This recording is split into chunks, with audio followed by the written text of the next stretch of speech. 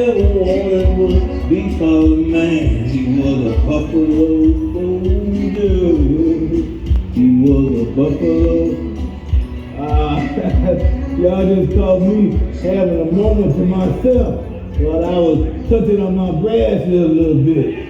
I don't know if any of y'all see them two letters in that belt buckle there, but Frederick Douglass, a great statesman and an orator, he told President Abraham Lincoln a long time ago, you give a colored man a belt buckle with the U.S. emblem on it, put a pistol on his hip and bullets in his pocket, and this would go a long way to help making him a citizen. Now me, I fought for this country for more than 25 years. Now if I do say so myself, I can fight for myself too.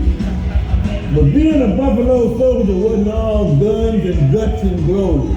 We did some of our duties in some of the harshest places on earth.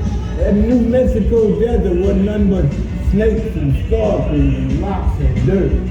Daytime you get on patrol out there in that desert, it gets so hot you feel like you was in a piece of bacon in a facility getting fried. And at nighttime it gets cold, bitter, bone-chilling cold, teeth rattling cold. Wear 2 pair of long johns on underneath your buffalo coat. So see you was out there trailing Indians, you couldn't light no fire to keep yourself warm and give your position away. So you just had to walk around in circles and all that.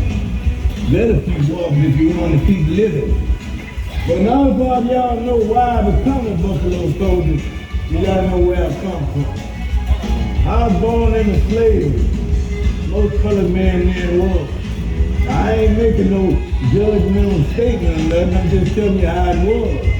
This is what made me part of what I am today. Can you imagine what it'd be like to be owned by somebody?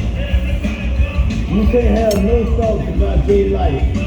You can't make no decisions about your own personal life. You're just waiting to be used like a plow or a shovel. I never will forget the day I found out we was free. A bunch of soldiers come riding up to the house looking for the road in the town. They stopped and walked their horses. Well, one of them pulled out a piece of paper, read it to my dad and said, we was free to go. My daddy said, we ain't got nowhere to go. Well, so I got to looking at these men. They was sitting on these fine horses, had on these long black leather boots, had on these wide brim hats that had gold braiding all on it. They had gold braiding all on their collars and their shoulders, and on their hips they had pistols and carbines and sabers. And 5 of them soldiers were colored men. And they was just sitting on them horses, laughing and talking with each other just like the world belonged to them. Then after a while, one of them colored soldiers, he pulled out a map, started reading it, like that. Well, I tell you, up to that point, I ain't never seen a colored man read nothing. You know, it's against the law for colored people to know how to read. Can you imagine that? Wanting to sit outside on a nice sunny day, read your favorite book, have somebody come up and beat you up, arrest you, or worse, just for knowing how to read. Well, so ever since I seen them colored soldiers, I couldn't shut up. I kept asking everybody, did you see them colored soldiers? Did you see them colored soldiers? I didn't know nothing about this here freedom thing, but if I can make decisions about my own life, I done already made the decision that I want to be one of them colored soldiers. And when I heard they were recruiting for a colored regiment down there in New Orleans, shoot, I was ready to go. Of course, now my mama, she wasn't crazy about that idea. But she knew we couldn't stay in the South End, not the way things was. So my mama and my daddy, they was going up to Cincinnati, Ohio. When my daddy heard about some work that was going on up there. And me, I was going to be a soldier. Yeah. See, my daddy, he found this here barge that was going down to New Orleans, carrying a bunch of barrels of rice and crates of chicken for the business to sell on the wharf down there. My daddy promised the captain that we help unload the ship. They'll pay for our fare. Well, so we moving along the water at night, and when the stars would come out, my daddy would point out different ones and tell me stories about it. I remember one night, one of them jumped out real bright and quick like. My daddy said, son, that's the Eastern Star. He said, if you keep your eyes on the heavens,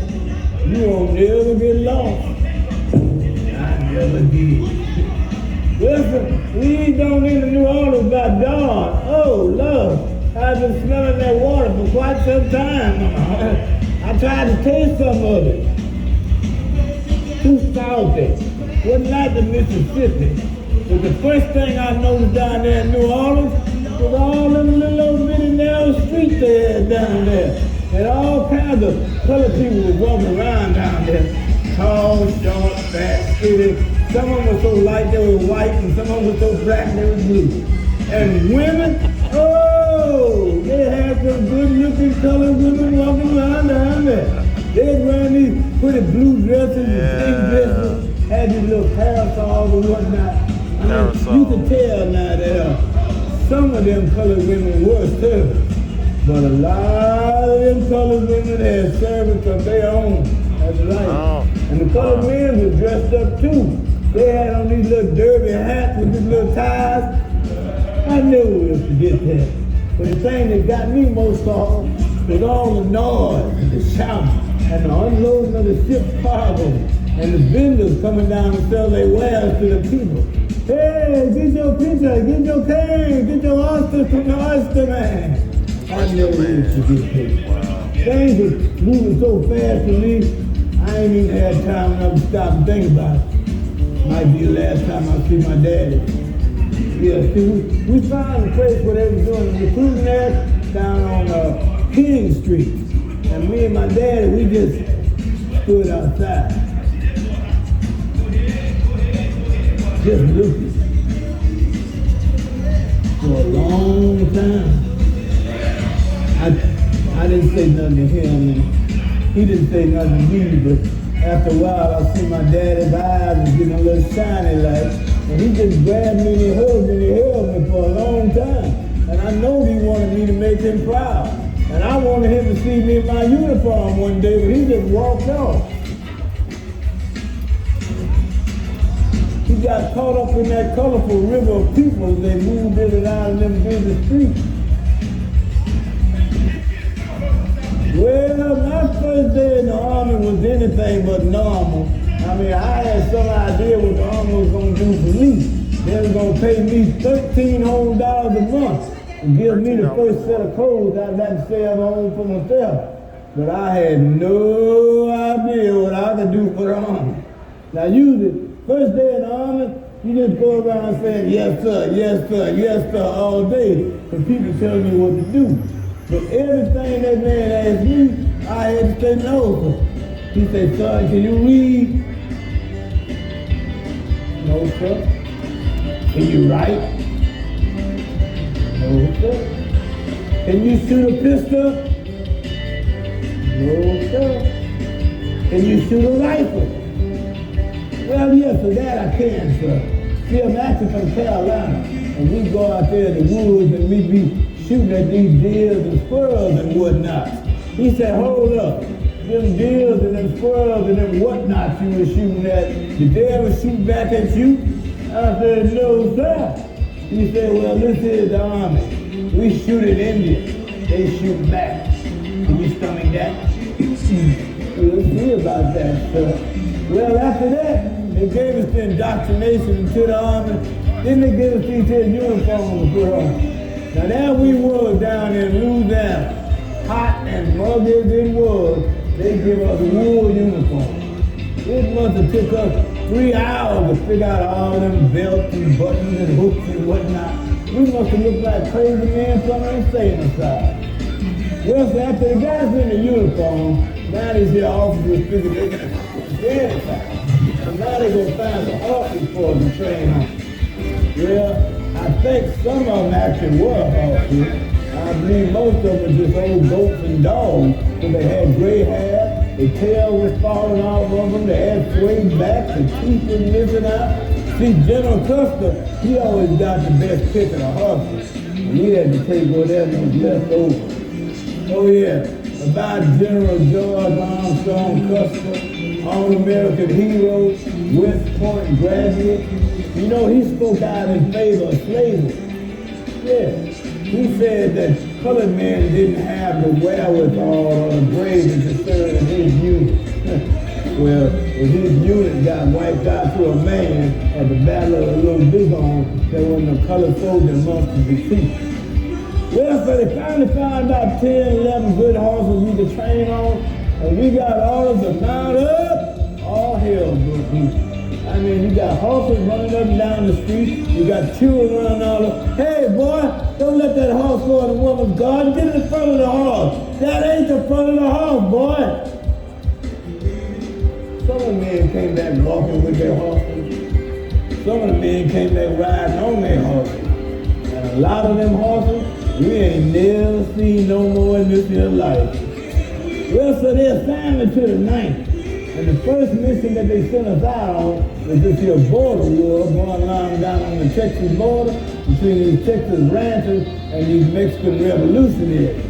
Well, that's what they call themselves, revolutionaries. But I didn't see them doing nothing but rebelling and looting, and that's all they were doing. But one day they come across the border, stole about 20 horses off this farmer's ranch. They was headed back to Mexico with them. So they sent us to round them up. Now we chased these here revolutionaries off into a canyon. Now if you ever been in a canyon, you know it ain't no back door. And there ain't no side door. The way you go in is the way you come out.